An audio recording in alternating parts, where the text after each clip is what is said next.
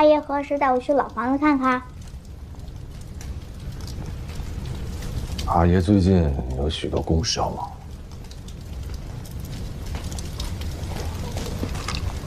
我把老房子钥匙给你，回头啊，你交给你舅舅。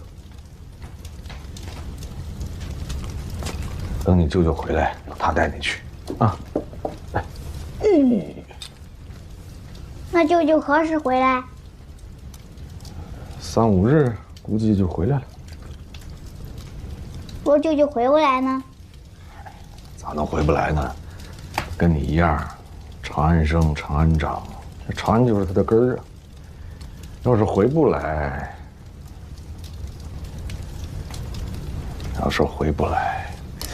好疼！没事吧？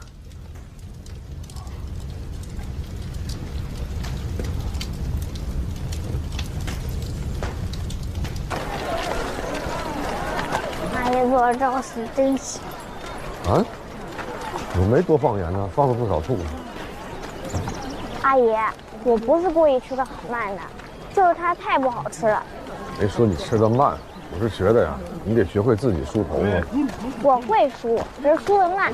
阿爷，你走慢点呗。慢点，你快点走吧。我今儿个除了上职，还有很多事儿要办呢，都来不及了都。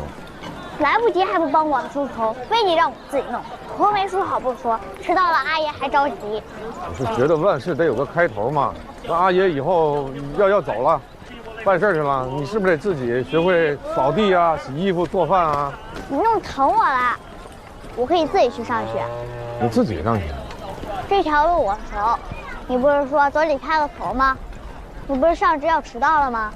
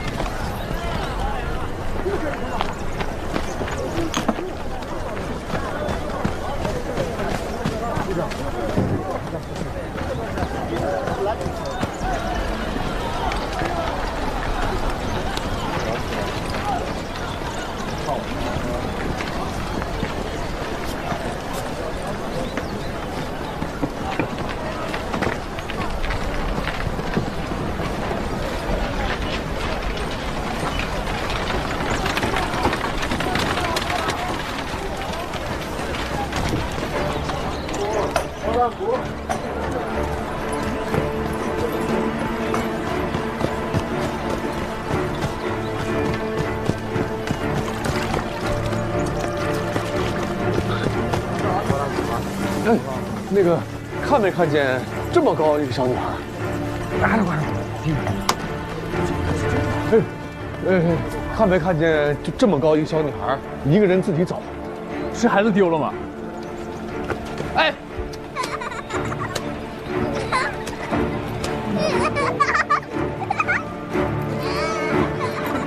秀儿，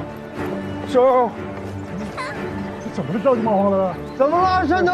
怎么了？那个，看这秀回来没？没有啊，秀丢了。哎呀，秀呢？这一打眼人就没看见。啊，你帮我找一找，找着去吧，赶紧走。秀儿，秀儿，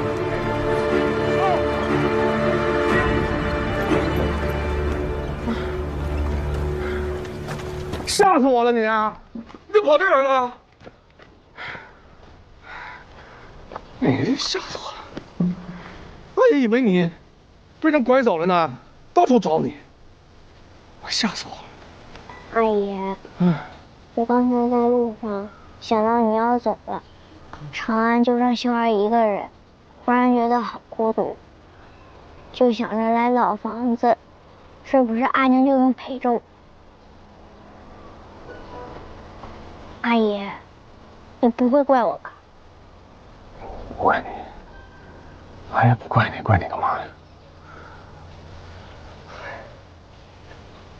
阿爷啊，就是出去办差，办完差就回来了。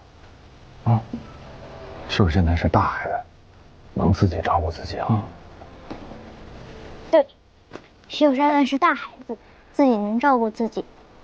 那以后我能常来看看吗？哎呀，能啊。你想来就能来，这是咱自己家的房子，是不是？以后你想来，你就叫向伯带你来。这是你阿爷跟阿娘以前住的房子，你看，这桂花树是你阿娘以前栽的，她最喜欢的。那阿姨多久才能回来？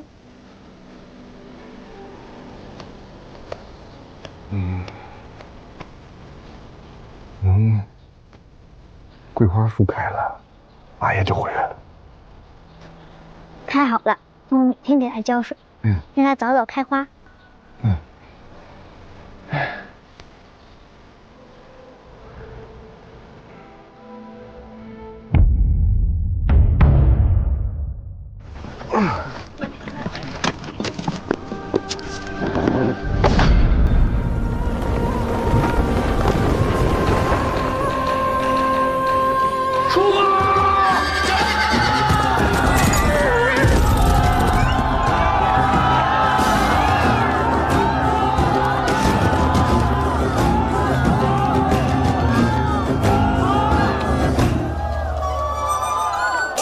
赵张叔，这狼哥是疯了吧？我让他打乱节奏，没让他打开节奏啊！你不是都安排好了吗？怎么搞的？故意的，刚开始还不得做做样子给李善德看吗？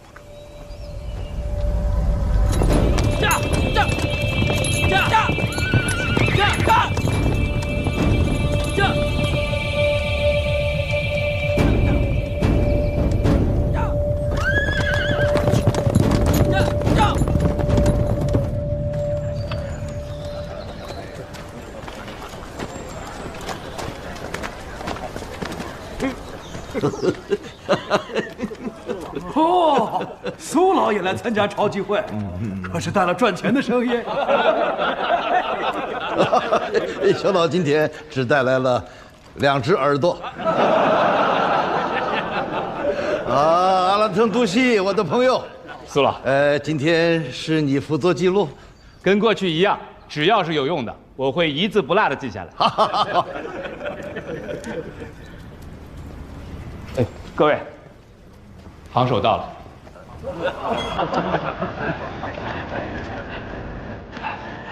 有礼了，诸位请坐。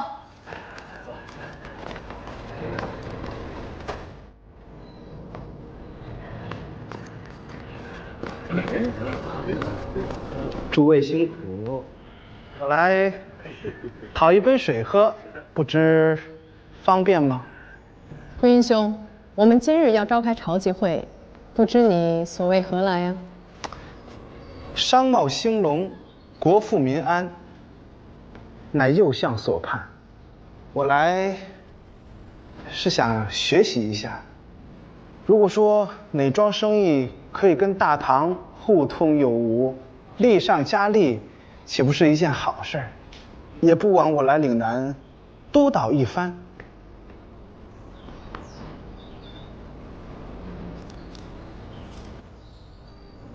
既如此，便请入座吧。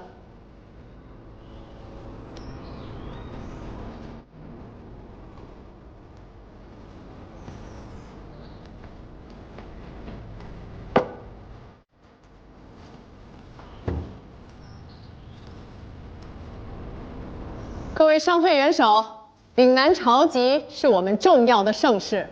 去年，我们又开拓了一条新商路，利润较之前年提升了2成。尤其是新开大邑的买卖，以丝帛瓷器置换犀角象牙和香料布匹的生意，一趟便赚了全年3成的利润。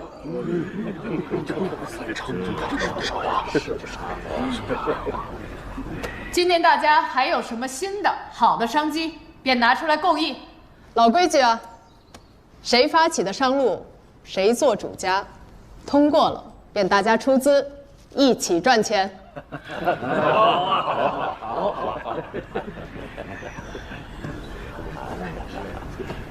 是越来越好了。怎么还先发糖啊？是知道。这便是潮集会的惯例。每人手头2块牛骨，看着没什么不同，实则1块空心，1块实心，只有拿在手里的人才知道。实心就代表同意，空心代表不同意，而后大家再把代表自己意愿的牛骨投到那匣子里，另一枚就投入第二个匣子。明白了，这样就不知道谁投的同意，谁投的不同意。有点意思。那可不，这可是我们行手的错。牛骨都分好了，那潮集会现在开始吧。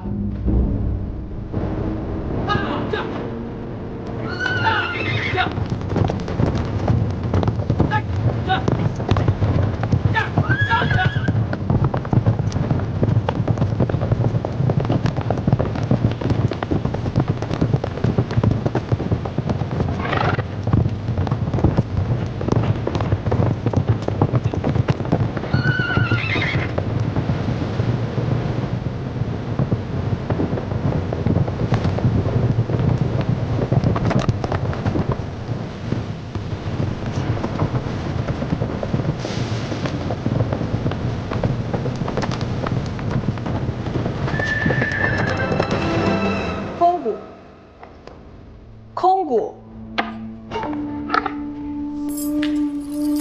行手，未通过。我坐着看了半天，这一桩桩的生意全都否决了，右相给了我们那么多的便利，我们大家都畏手畏脚，商会往后怎么办？右相知道此事，肯定会忧心呐。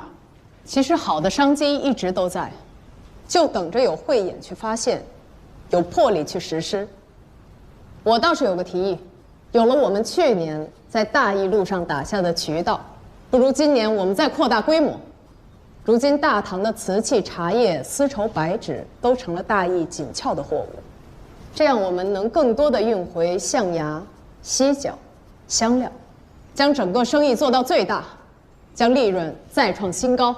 好，再创新高，听起来就是一个好生意。咱别再空谷，咱别再空谷了。去年，阿米塔行手主持开了大义的商路，当时大家都不看好。如果不是行手目光精准、一锤定音，怎么可能会有如今增加利润之事啊？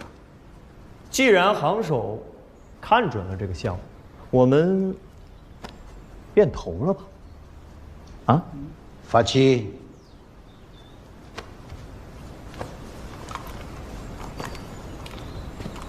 用你的算盘，好好的算上一笔账，啊！我来问你，以往你单枪匹马往返于海上的时候，一年的利润是多少啊？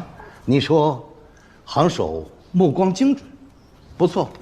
近年来湖上的生意越做越大，但是真正装在自己口袋里的钱是多了还是少了？听你这么说，这些年的生意越做越大，落袋为安的钱是越来越少了。我猜你是故意这么说的，我感觉你就是一个白眼狼，忘恩负义，过河拆桥。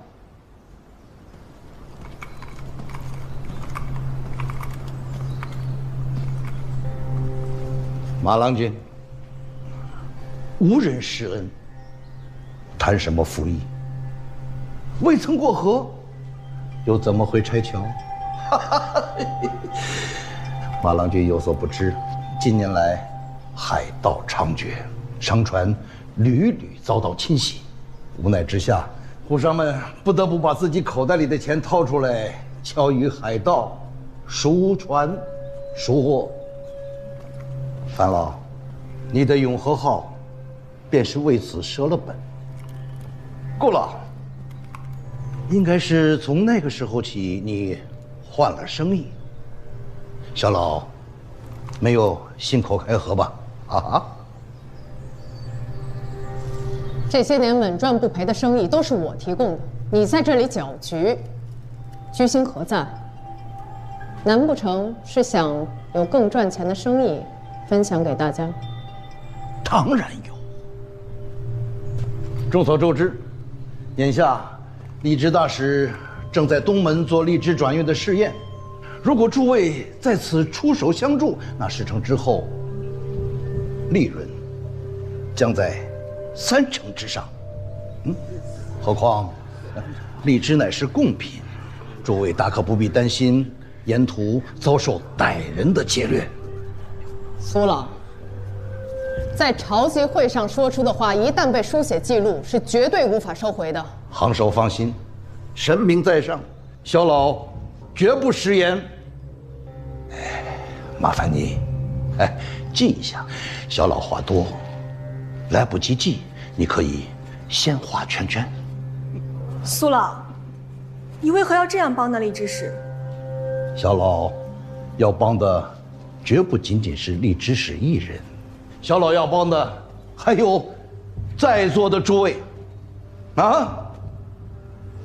马郎君，如果新鲜的荔枝运到了长安，贵妃吃了之后，她会怎么说？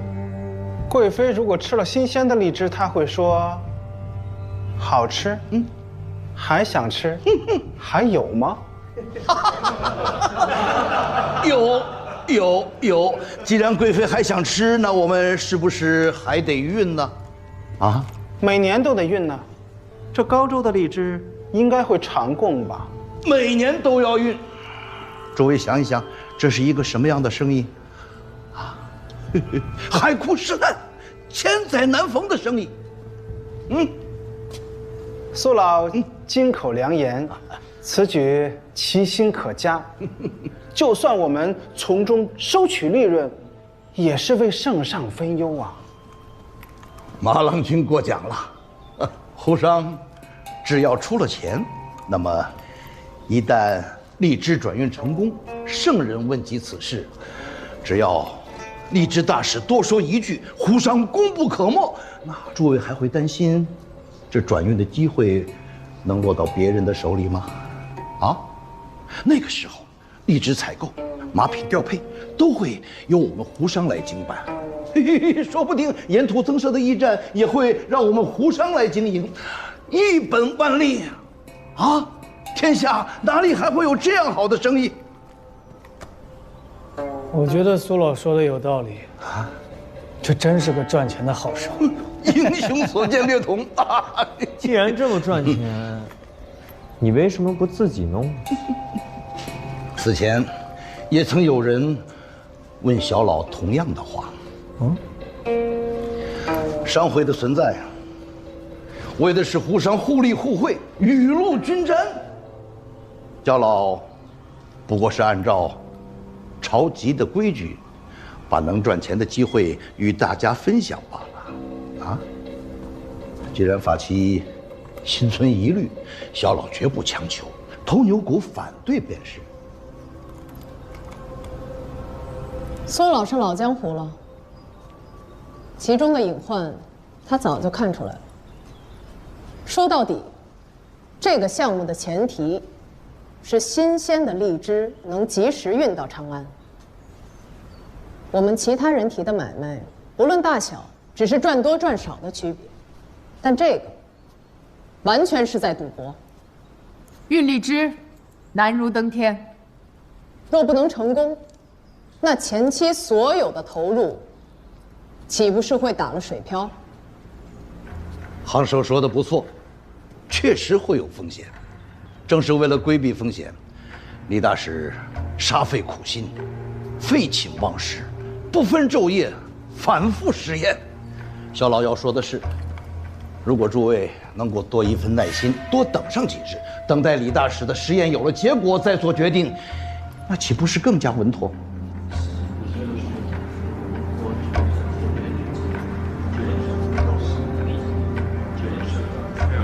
我怎么听着意思，这朝集会进行不下去了？这不行吧？小老的话还没有说完。经过数次尝试，李大使已经将荔枝保鲜的期限由3日延长至了7日。7日，这是小老亲眼所见。眼下东门所做的实验，为的是尽量缩短转运路途所需要的时间。一旦试验成功，那新鲜的荔枝运往长安就绝对不会难如登天。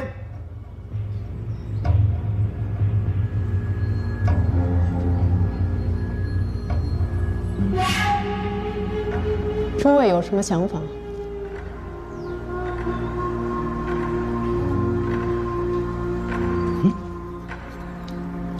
那我说两句吧。这运荔枝的差事是右相派遣的，能够得到大家的支持，也会增加成算。我在这儿也做一个见证，事成之后绝不会辜负大家报效朝廷的一片忠心。行首说的没错，毕竟是真金白银的投入，大家谨慎一些也是好事儿。既然咱们开朝集会是为了赚钱，是为了找到好项目，那再等些时间又有何妨呢？正所谓好饭不怕晚，良缘不怕迟啊。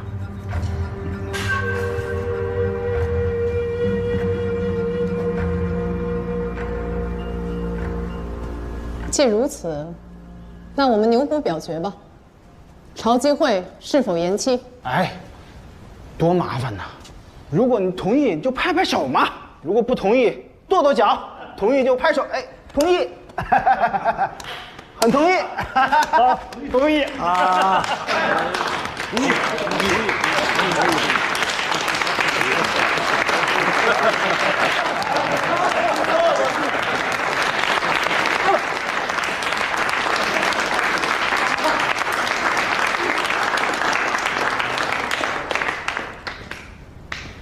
既然大家都想让这离弦的箭多飞一会儿，那朝集会便延期几日。等李大使的试验结束，我们再议。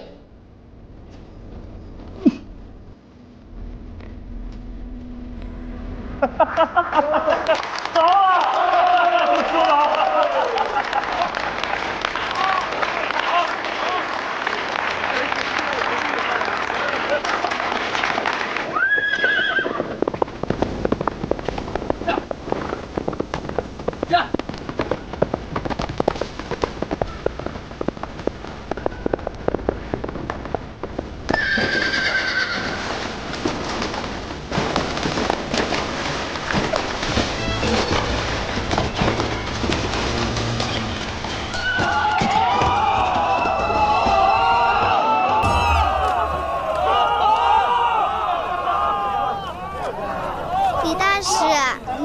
变红吗？你要吃荔枝，那盆里多的是呢。头人不让我吃。哎，这样，你拿一个罐子，把这个荔枝放罐子里，然后呢，把这个果子也放进去，焖一天就都熟了。啊，记住不能多焖，多焖就烂掉了啊。这是我的秘术，别告别人。嗯。他知道了。啊，他不是外人。嗯。我不告诉别人。嗯。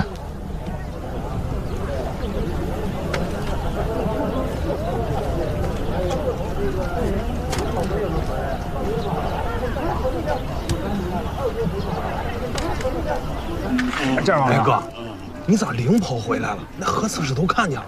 对呀，在斗鸡坊里耀武扬威了也就罢了。辛苦了，兰哥。哎，谢谢，好，谢谢，来，辛苦你们。哎，行，你先忙。好。如今让我们去跑马，还拿枪做事的贬低人，我要让他们知道，威不是浪的虚名。是，明白哥，这不怕他日后找咱们麻烦吗？我的命根子都在我们笼子里，他能奈我何？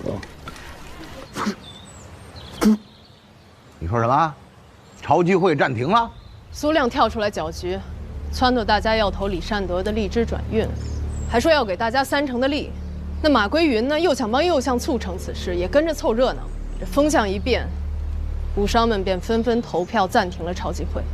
我不得不给大家这个面子呀。这岭南安稳了那么多年，一点风吹草动，这人心就乱了。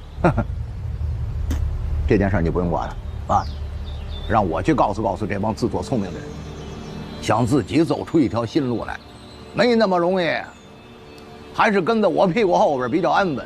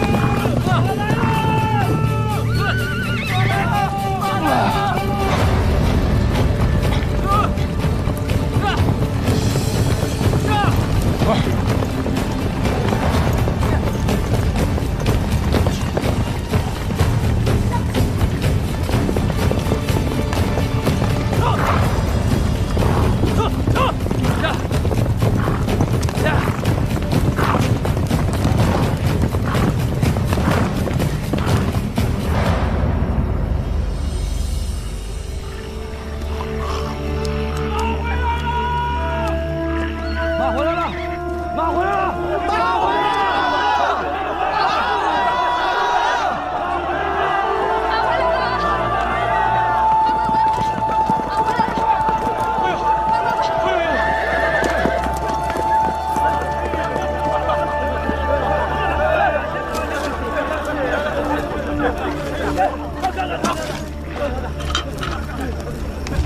怎么样？啊，假子问没问题啊，对，没问题。椅子梦也没问题，饼子梦没问题。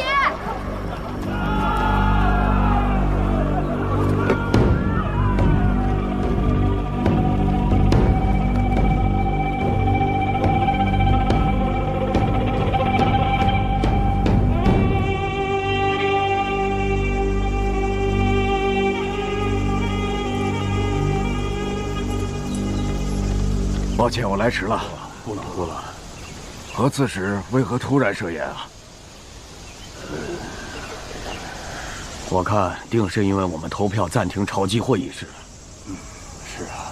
几位前辈，那一会儿咱们怎么跟何刺史交代呀？哎呀，用他们唐人的话说，兵来将挡，水来土掩。啊。既来之，则安之嘛。时间不早了，各位，咱们先进去吧。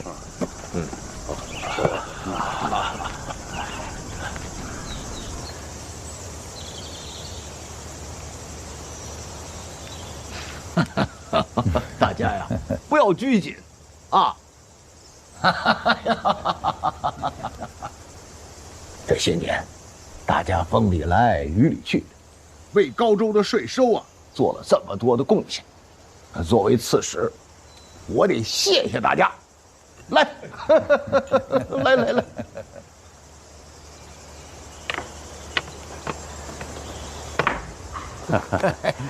缴纳税收是我们的责任，何刺史客气了。能为高州的税收做贡献，是我们应尽的本分。为了高州的发展，也是再辛苦也值了。哦，好。今天是家宴，我呢是作为阿米塔的义父的身份来邀请大家的。咱们这个湖商商会啊，能够得到发展壮大，你们功不可没啊！阿米塔必然是年轻，没有你们的担待，没有你们的帮助与扶持，那他不可能成啊！第二杯酒，我作为义父，我谢谢大家。做的应该的，应该。刺史您太客气了。来。哎呀，我最近听说了一个事儿，说咱们这个朝集会它开着，突然间停了，好像是因为苏亮有个什么提议，有这事儿吗？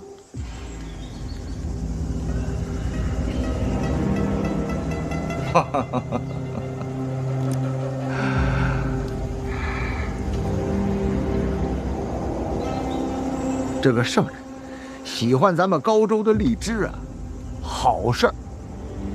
这是咱们高州人的福分，也是高州的机会，是不是老张？没错。其实啊，何刺史一直很看好这件事儿的。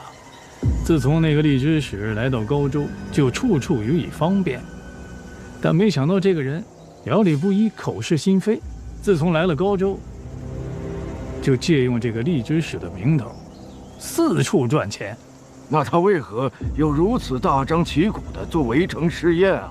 他要不做这个实验，你们有信心给他钱吗？这不叫实验，这叫表演。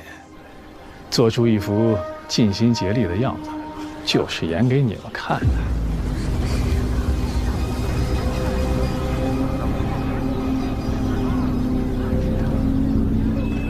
马回来了！马回来了！当初这个单德呀，跟我说要借这个小东门做实验，我就跟他讲，我说您这不叫实验，这叫原地打转，这能跟送荔枝到长安一样？就好比这驴，你把这驴眼睛给它蒙上，让他围着这磨盘转1000圈，他也成不了千里驴。快把人抬到井边，喝点凉水，放点薄荷叶啊，放点薄荷叶。我呢？啊，加一个鸡肘，加一个鸡肘谁？孙某，快补上！薄荷叶，别愣着了。小心！如此儿戏一般的实验，即便是成功了，又能说明什么呀？啊？可是现在不同，他可是把手伸进了胡商商会了，啊，还要搞咱们胡商商会的人和我家里的人，那我就不能容他了。那我这心情还就不好了。退1万步来讲，假如这个实验真的成功了，又能怎么样呢？到了长安，他见到圣人，他真的能在圣人面前说大家的名字吗？摊薄他自己的功劳？这种货色，我告诉你，鸡犬一生偏，必然忘恩负义。到时候诸位呀，你们可就血本无归了，啊！是啊，平日里啊，你们的生意要是有点闪失，好歹呢货压在自己手里，不会赔个精光。这个荔枝转运的事儿，完全是个虚无缥缈的项目，这要是赔了，哎，必然赔得一干二净，到时连个转还的余地都没有。老赵，你别吓唬他们，这不大家还没入伙呢吗？对不对啊？其实啊，道理很简单，商人嘛，嗅到了商机，那肯定是要蠢蠢欲动啊。我这儿都替大家想着呢。明年咱们的大邑航路还要扩大规模，我保证每个人的利润都会增加30%，是税后的30%哦。啊，那有的赚啊！这何刺史，您此话当真？何刺史当面承诺的，还能有假？高州能有今日的繁荣兴旺，仰仗于诸位，啊，大海茫茫，相见不易。何刺史今日设宴，就是想让大家抓住这个机会，咱们互通有无，同舟共济。你别在这儿再拽文了啊！其实很简单，有机会，大家一起抓；有钱，大家一起挣。总而言之啊，你们开心，我就也开心。感谢何刺史对我们胡商这般照顾，我代表我们胡商。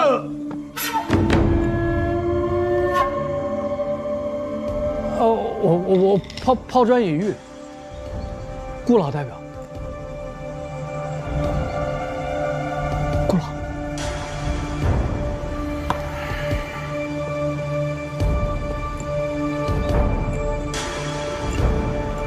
有何刺史这么竭尽全力地给我们掌舵领航，咱们胡商的方向就跑不偏。来，大家一起敬何刺史，待我们乘风破浪，满载而归。嘿，好，干杯！干杯！要小心点啊！大家弄点水。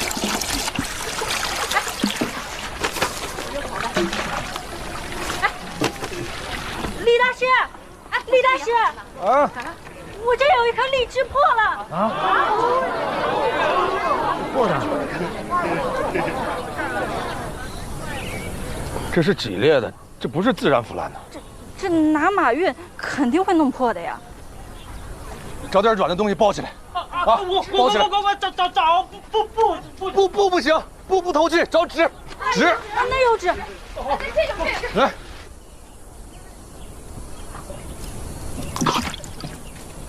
怎么样啊？缓过来了。缓过来好。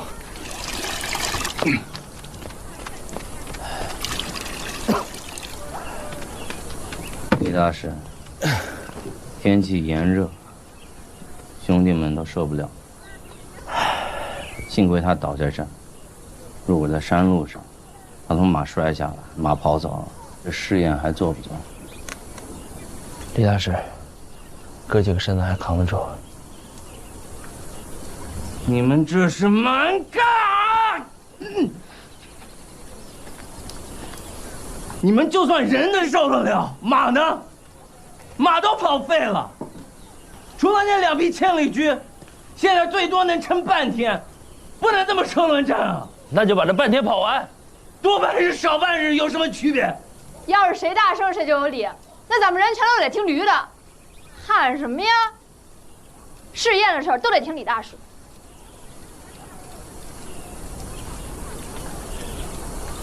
是这样，狼哥，咱们也不知道你岁数大小，大家都叫你狼哥，我也叫你哥。这试验吧，它不是纸上谈兵。你说去长安5000里路，你很多困难，这都是不在算计之中的。试验嘛，它就是发现问题，规避问题。你说我们要是测个最快速度，那就容易了。那头3天，啊，测个均数就能算出来。但这不是嘛？只有这个试验持续的时间它够长，人摔了，瓮碎了，你把这些困难加进来，你算出的这个数据，它才有意义嘛。李大使，只要还有1匹马，我都可以坚持。我们也能坚持。我也行。感谢。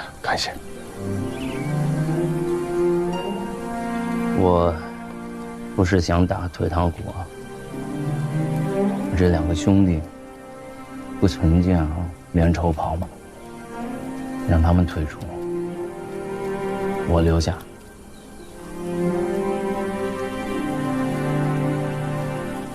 感谢。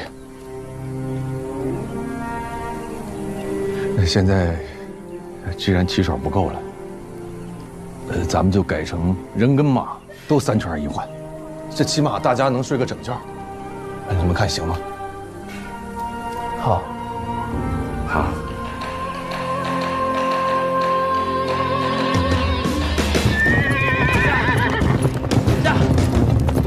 驾！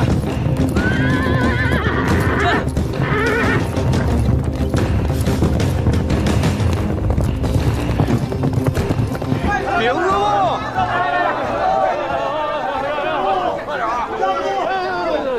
饼子梦，饼子梦怎么样？李大使，饼子梦的励志没问题。高亚说：“哎，怎么样了？围城时间搞的？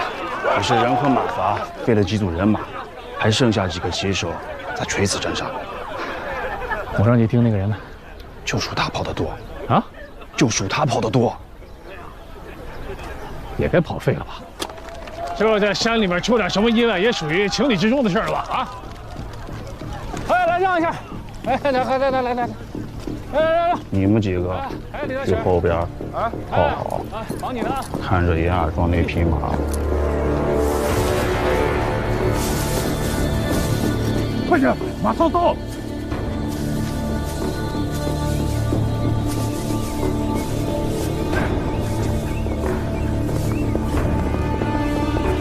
来了，准备！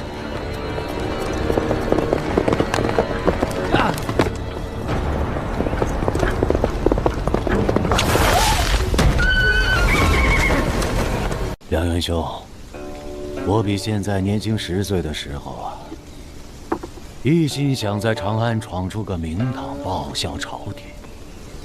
可惜时运不济，投卷也罢，科举也罢，皆不能如意。直到天宝10载，还是一事无成。我40岁那天，朋友邀我去曲江行船庆祝。船行至一半，岸边突然升起浓雾。我见此情景，顿时陷入了绝境。哼，这不就是我的人生吗？已经过半，前途依旧微茫不可见。我下了船，一路失魂落魄，不知不觉。我竟走到了城东春明门外1里地的上好坊。哎，你别听这名字啊，它算不得上好，更不能称为坊，就是一片乱葬岗。我随便挑了个坟头，就躺了下去。不知躺了多久，来了一个守坟的老兵。那家伙满面风霜，还瞎了一只眼。老兵就隐居在上好房，说是要为他被迫杀掉的兄弟守坟。他与我说，他刚及马背高的时候，就被迫从军，去到西域戍边。那是他第一次远离亲人去了战场。他不知道何时会死。又一日，他在战场上叫一个凶恶的敌人压在身下，眼看被杀。他发起狠来，用牙撕掉了他的脸颊肉质。这在侥幸份上，自那一战，老兵想明白了，既然身临绝境，退无可退，何不向前一步，拼死相搏？兴许还能搏出一些微茫的希望。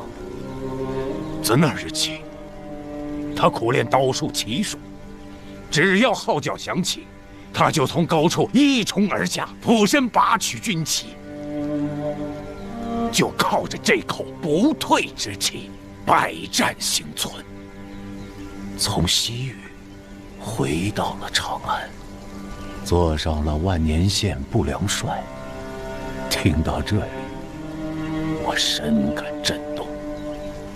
我想，我之境遇和那老兵相比如何？他能多劈一刀在造化上，我为何不行？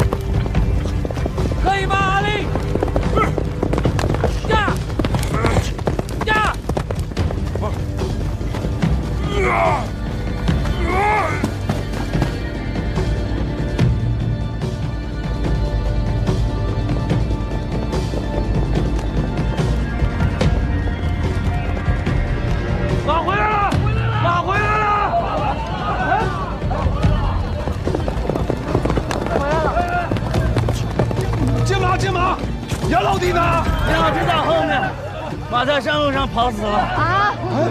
快！哦，阿丽，快！是，快！接人！救林马都跑废了，一个都站不起来了。人，太是！快！谢会阿丽。辛苦阿丽。现在怎么办？马跑不了了，我们人还能跑。对，我也能跑。是大家已经5日没休息了，这负重前行，身体吃不消啊。李大师，平日里我是在山里边运货的，我能跑。我也能跑。从未见过你这么认真的官人呐！这几日你们真是太不容易了。这样，我自愿出点力啊，但就是跑不下来全程。干什么？干什么？不是你们干什么呀？这干什么呢？你们此事跟你们有什么关系？闭嘴！我们要做实验。你们若是把李大使的瓮摔碎了，影响了试验结果，那就是影响了圣人吃荔枝。你们有几个脑袋可以掉？不是你这话说的不对啊！百姓拔刀相助，这是替圣人分忧，啊！你不让谈判接力，那你能给我马吗？对啊，能给吗？那是，我们的马可都是在册的军马，身负巡边之责，岂能轻易外借？啊，那人人不让用，马你不借，那我还试验吗？这事儿你问不到我呀，我只负责服务好你们，保障好安全。如今该到我问你，你们这试验还做不做了？若是不做，我就解禁小多门，回去交差了。不是你这不是有意为难人吗？怎么有意为难人了？防守。防守。何刺史说了，朝集会因李大使的试验暂停，为了确保胡商们的利益，胡商商会必须亲自监督这次试验。我怎么没听说？李大使，何刺史说你连日来人马俱疲，命我前来给你送几匹骏马。若是实验失败，可不能因为一句没有马了，就想搪塞过去。至于骑手嘛，你看某等可否胜任？行手当真。你的骑手连日奔波不止，早就是强弩之末了。再这么死撑下去，怕是要闹出人命了。行手教训的是。试验继续。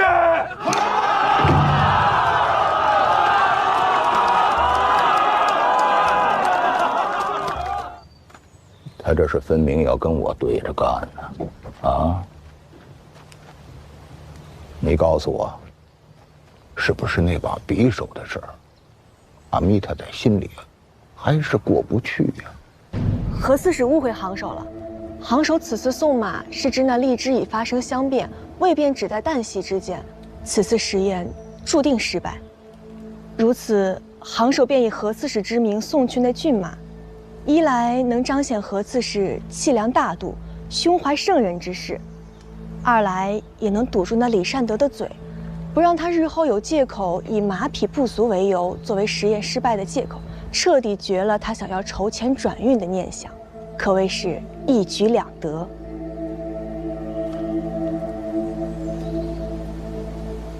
你去小东门看过，这实验真的撑不下去了？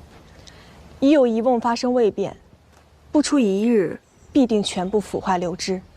那好，明日我就去趟小东门，也算给李善德谢个幕。劳何刺史亲临，是李善德的荣幸。如此，蓝玉便告退了。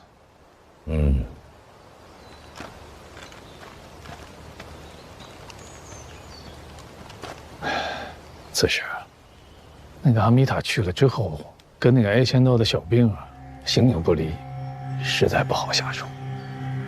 这件事情暂且作罢。阿米塔现在已经有了自己的算计了，我也不好因小失大。暂且维系住这表面上的和平吧。明白。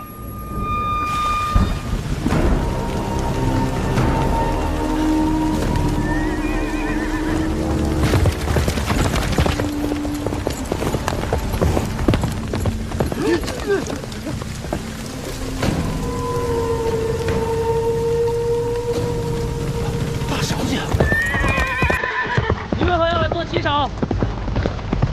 你是谁？上一圈，我就在这儿遭到了埋伏，你知不知道是什么人？放心，他是令出我帮你换来的，我会护你周全。跟紧我。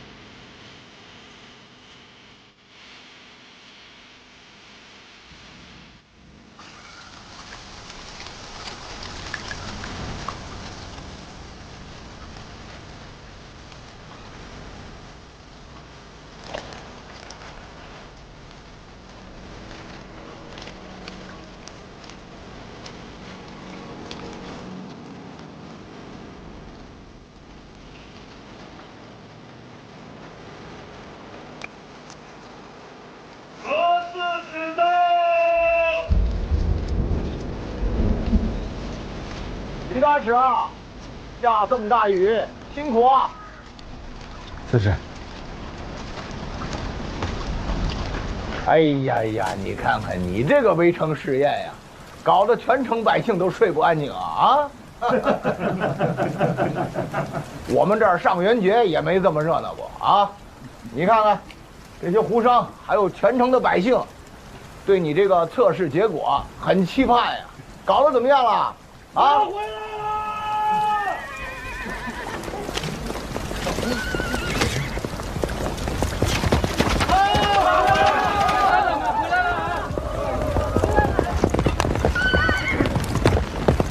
站！站！快！来几个人来！快卸！卸下来！李大使啊，你看看，我多支持你的工作，连我义女都给你做骑手了，这是全家出动啊！走！义父，我也是为了保证商会的利益，才过来监督这次实验。还是你想的周到。看看，哎呀，李大师，饼子我流汁了啊！哎呀，检查看看。这，四使流汁了啊！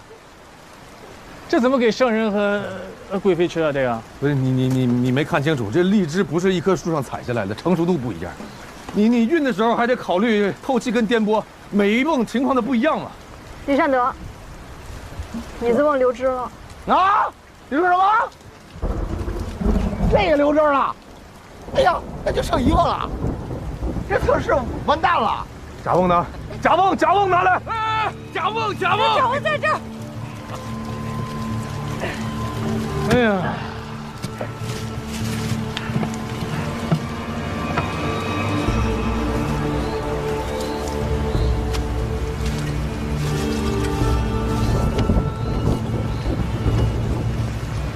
好的。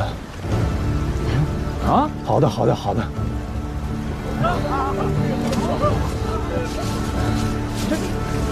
这甲瓮好的，甲瓮好的，实验继续，好的，实验继续。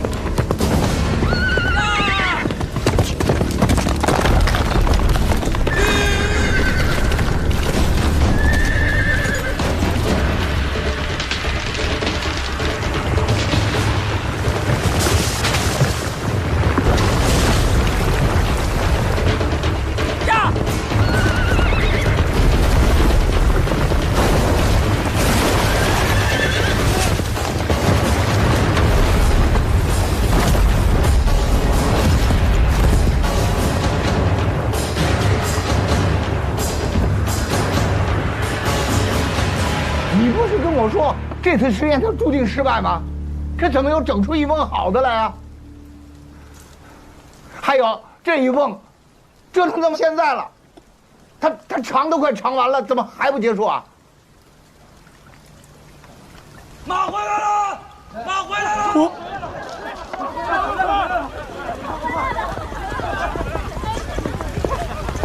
断了！路断了！李大师，路断了！下面路断了！啊？什么路断了？人没事吧？快下来！快！小心啊！路断在哪儿了？前方不远。别摔了！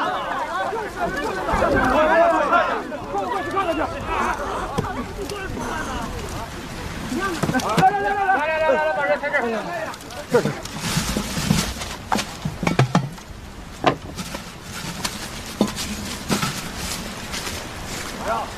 李大师，荔枝没事。没事，荔枝没事。好，荔枝没事。荔枝没事。好。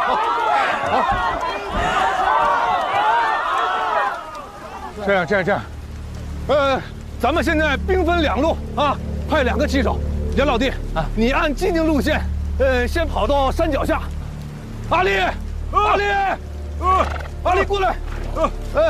你在山脚下接到双层峰以后做接力啊，知道吗？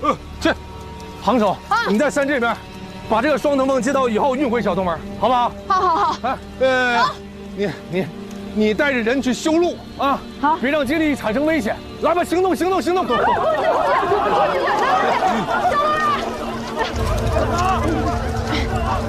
来，让开！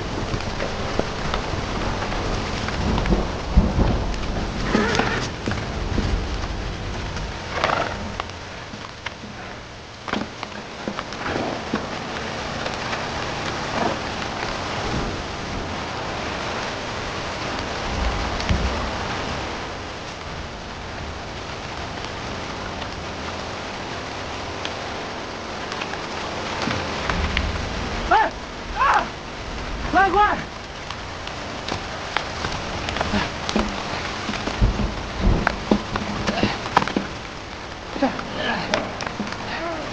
注意安全！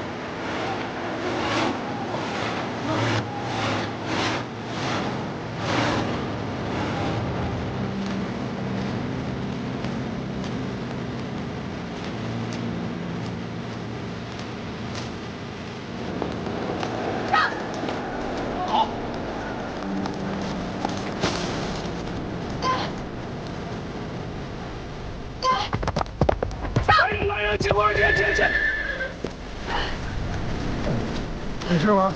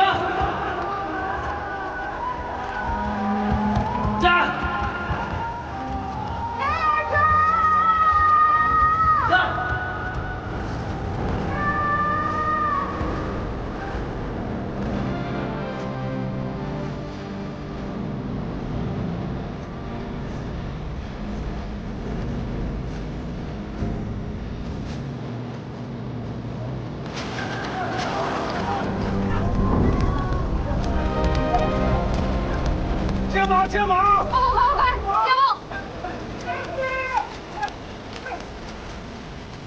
棒！慢！啊！快看看怎么样？快看看！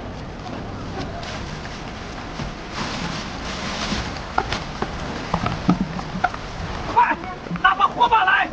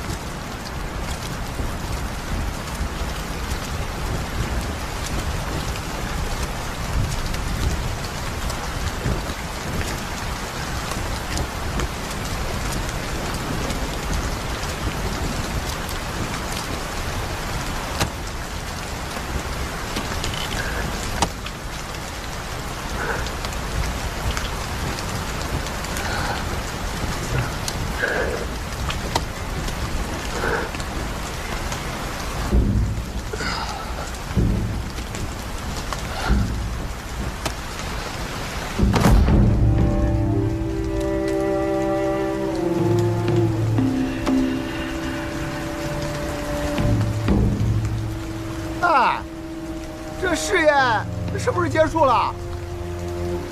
要是结束了，那就赶紧都散了吧。散了！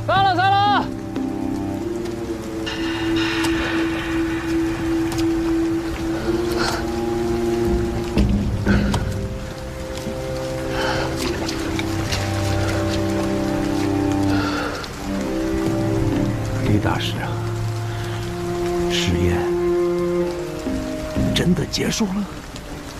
啊？对。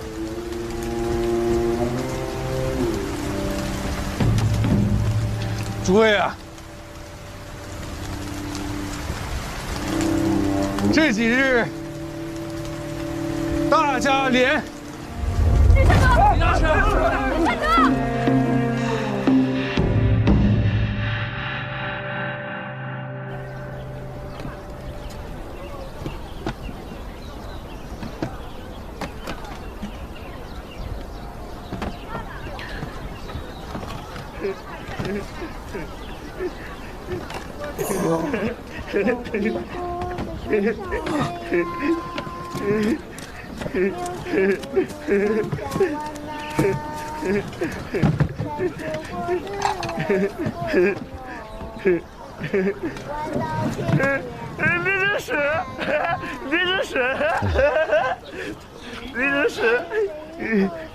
忙，接着忙。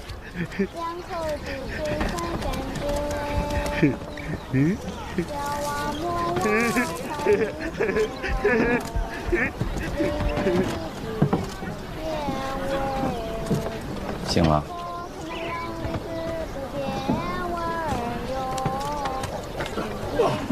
我也得走了，有劳了。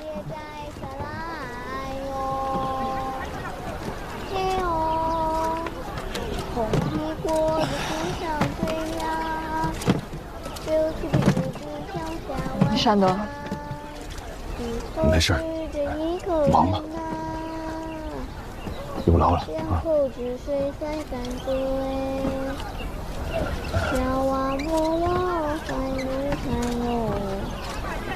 明日里只这变味儿，咋个才能让荔枝不变味儿哟？你别摘下来呀，你别摘下来哟，嘿哦，红。提果子树上追呀，流溪的栀子向下弯呐。李大师，我的荔枝园还好着呢，看这果子还鲜着呢。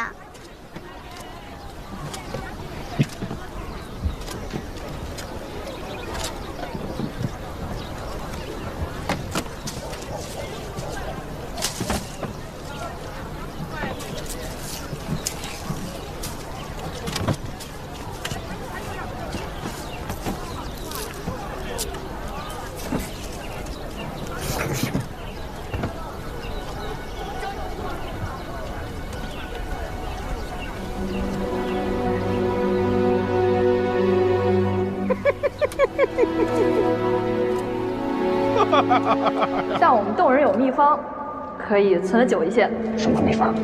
你别摘下来呀！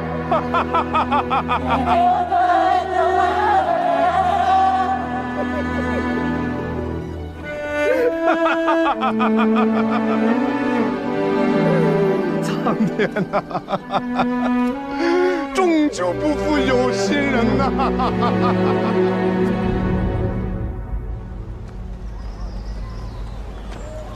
上次潮集会，我们因为苏老的项目暂停。如今我们等到李大使做完了实验，相信各位心里也对苏老的项目有了判断。希望各位慎重斟酌，投股表决。这荔枝的生意还要不要继续？行首，这李大使只做了1次实验，要不要给他1次改良的机会啊？暂停潮集会已经给了这个项目机会。李大使绞尽脑汁想出的良策，还是无法将荔枝运到长安。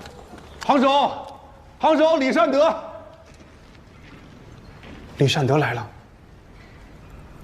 蓝玉，请李大使进来。是。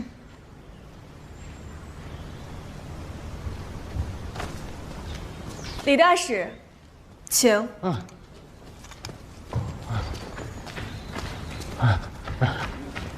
行首，你的鸢尾花，我救活了。我答应你的事儿，我办成了。你是专程给我送花来的？不是，我是说呀，这个鸢尾花它放到这个土盆里能够存活续命，那荔枝它也能啊。对不对？荔枝它也能啊。你看啊，这个盆里它栽的它就是荔枝啊，是一个小孩呢把这个枝条种在了土里，精心伺候，一直活到现在。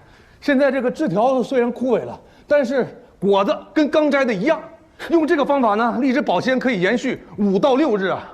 李大使，我们是共同见证了你实验的失败，你现在突然搬出一盆荔枝，就说能抢出时间，这谁能相信你说的话？这株荔枝是试验之前从树上砍下来的，试验这几天呢一直种在土里。你们要不信的话，可以去小东门去打听打听，大家都可以作证啊。那就算此事为真，这荔枝枝条孱弱，在土中存活尚且不易，那在瓮中颠簸，岂不早就零落散碎了？不是，哎，大家，这株荔枝它孱弱，但是我们可以找不孱弱的，对不对？我们可以找这种身体好的荔枝，对不对？找那种主干粗壮的，只需把这些枝条劈成一半，放入瓮中，以土培枝。这个果实呢，在枝条之上，它在土里，它可以继续成长啊。等这个枝条它枯萎了，它这个果实它还是新鲜的。你看，冒水，你看。那你说，现在保鲜可以延长几日啊？我管这个呢叫分枝直泵之法，再加上之前的隔水延洗之法，荔枝保鲜可以到11天。11天。11天。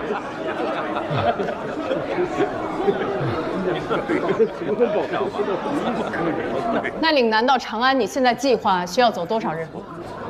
按照我规划的路线，也正好是11天。我设计的方略，你看看，穿越一下，穿越一下，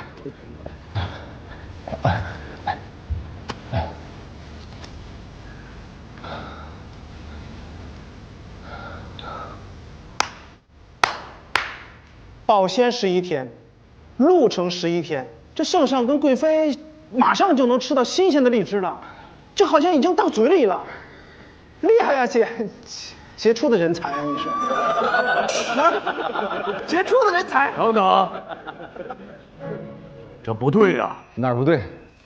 李大使的方略中提及，转运队将越庐山而入浔阳，渡长江而过蕲春，确实是条绝佳路线。不过前日浔阳突遇水患，官道受阻，什么时候修完可不知道。不可能，浔阳水患。你范老，不要危言耸听。浔阳水患，小老为何从未耳闻？我也听说了此事，不止浔阳县，江州这几处县镇也遭了水患。李大使，如果真的有水患，你有没有别的路线？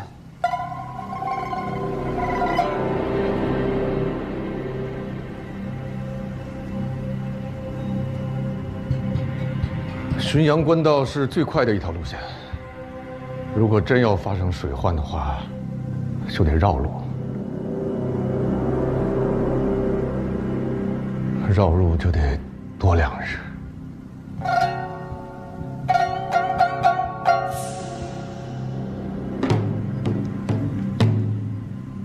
也就是说，你现在最少需要13日。李大使，我钦佩你的诚实，没有欺骗我们这些生意人。但是你的转运计划，到头来还是水中月，镜中花，看着漂亮，不切实际。这是谁才干？这样的事情，按谁说不是吗？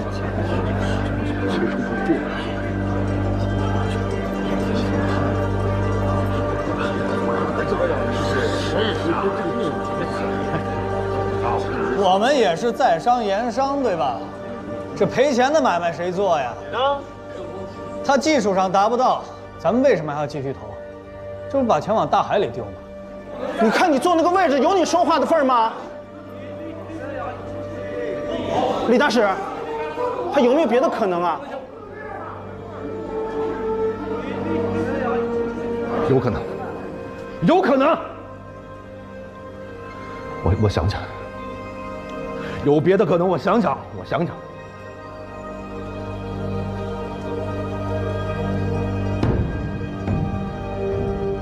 咱们出了岭南呢，往北走，会经过五岭，五岭这段路是最崎岖、最难走的，在这儿会花费很大的时间的。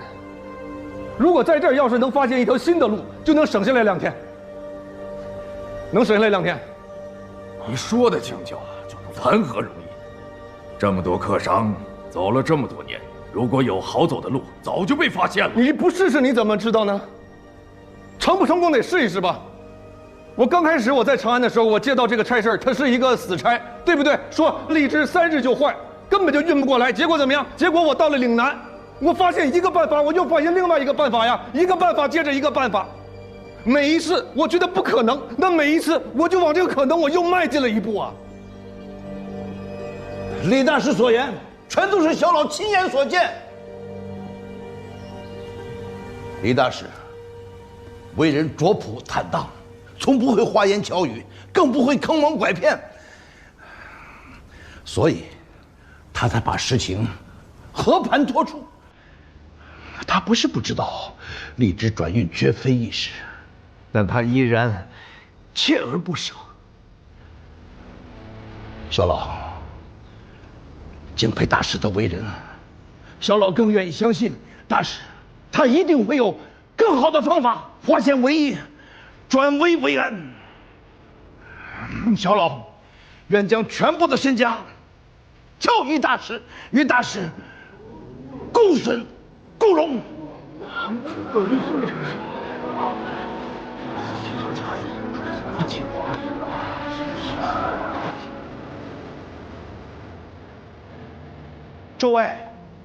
诸位，右相把这门差事派给李大使，是充分信任李大使这个人。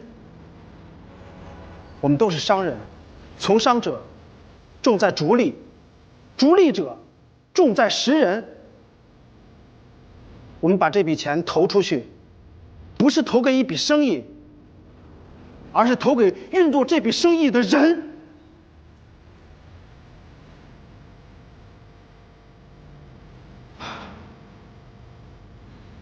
我的话说完了。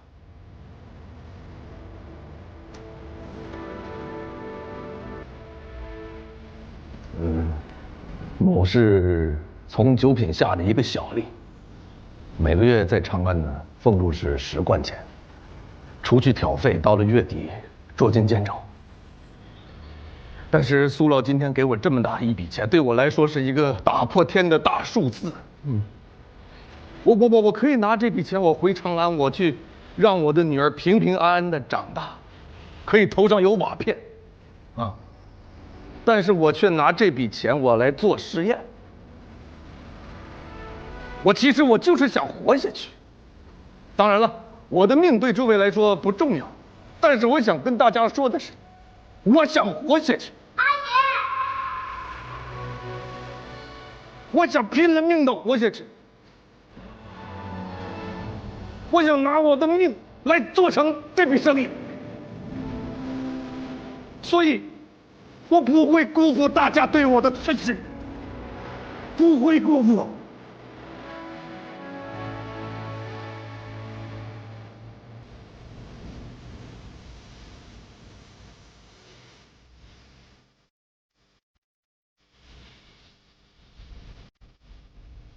说了这么多，相信大家心里都有了答案。投票吧。